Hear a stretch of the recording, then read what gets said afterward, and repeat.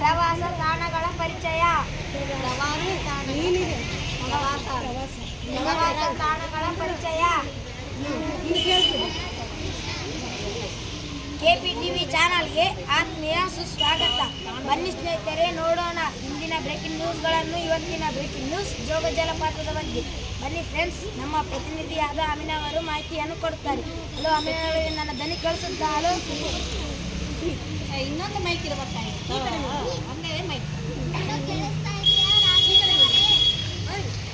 ಕೇಳಿಸ್ತಾ ಇದೆ.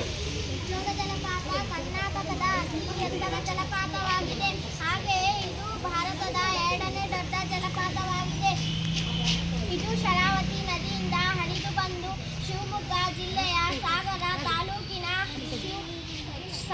ತಾಲೂಕಿನ ಜೋಗದಲ್ಲಿ 253 ಮೀಟರ್ ಎತ್ತರದಿಂದ ನೀರು ಧುಮುಕುತ್ತದೆ. ರಾಘವೇಂದ್ರ ಅವರೇ, ಅಮಿನಾ, ನಿಮ್ಮ ಮಾಹಿತಿಗಾಗಿ. ಕ್ಯಾಮ್ರಾಮನ್ ಓಕೆ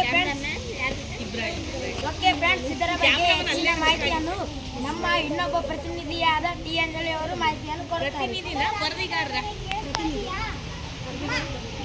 ಕೇಳಿಸ್ತಾ ಇದೆ.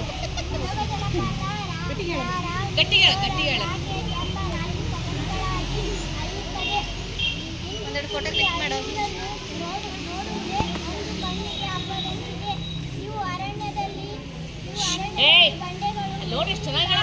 ಯಾರಿಗೆ ನ್ಯೂಸ್ ಓದಕತ್ತಾರ?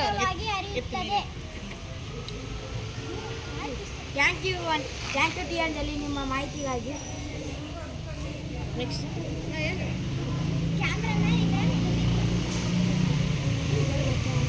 ನಮ್ಮ ಪ್ರತಿನಿಧಿಗಳು ನೀಡಿರುವಂತೆ ಇದು ಭೂಮಿಯ ಮೇಲೆ ಒಂದು ವಿಸ್ಮಯ ಎಂದೇ ಹೇಳಬಹುದು. ಇದರ ಬಗ್ಗೆ ಹೆಚ್ಚಿನ ಮಾಹಿತಿಯನ್ನು ನಮ್ಮ ಇನ್ನೊಬ್ಬ ಪ್ರತಿನಿಧಿಯಿಂದ ಪಡೆಯೋಣ. ಹಲೋ ರಾಘವೇಂದ್ರ ಅವರೇ. ಹಲೋ. ಜೋಗ ಜಲಪಾತಕ್ಕೆ ಪ್ರತಿದಿನ ಬೆಳಗ್ಗೆ 7:30ರಿಂದ ರಾತ್ರಿ 9:30ರವರೆಗೆ ನೋಡಲು ಹೋಗಬಹುದು. ಇದನ್ನು ಇಲ್ಲಿಯ ಸ್ಥಳೀಯರು ಜೋಗದ ಗುಂಡಿ, ಗೇರು ಸಪ್ಪೆ ಜಲಪಾತ ಎಂದು ಕರೆಯುತ್ತಾರೆ. ಇದು ನೈಸರ್ಗಿಕ ಸೌಂದರ್ಯದ ತಾಣವಾಗಿದೆ. ಕ್ಯಾಮ್ರಾಮನ್ ವಿನೋದ್ ಜೊತೆ. ಥ್ಯಾಂಕ್ ಯು ಪ್ರತೀಕ್ಷಾ, ನಿಮ್ಮ ಮಾಹಿತಿಗಾಗಿ. ಇನ್ನೂ ಹೆಚ್ಚಿನ ಮಾಹಿತಿಯನ್ನು ನಮ್ಮ ಇನ್ನೊಬ್ಬ ಪ್ರತಿನಿಧಿಯಾದ ಅನಿತಾ ಇವರು ಮಾಹಿತಿಯನ್ನು ಕೊಡುತ್ತಾರೆ. ಹಲೋ ರಾಘವೇಂದ್ರ, ಜೋಗ ಜಲಪಾತವು 729 ಪ್ರಪಥಕ್ಕೆ ಆಳದ ಧುಮುಕುತ್ತದೆ. ಈ ಜಲಪಾತ ಬಿಳಿ ಮೋಡದಂತೆ ಕಾಣಿಸುತ್ತದೆ.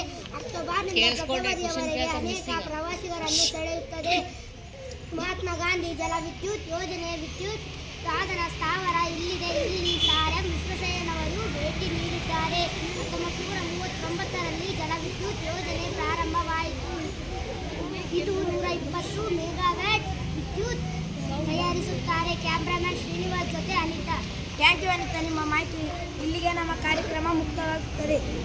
ಮುಂದಿನ ಪ್ರವಾಸಿ ತಾಣದ ಬಗ್ಗೆ ಮುಂದಿನ ಕಾರ್ಯಕ್ರಮದಲ್ಲಿ ಭೇಟಿಯಾಗೋಣ. ಧನ್ಯವಾದಗಳು.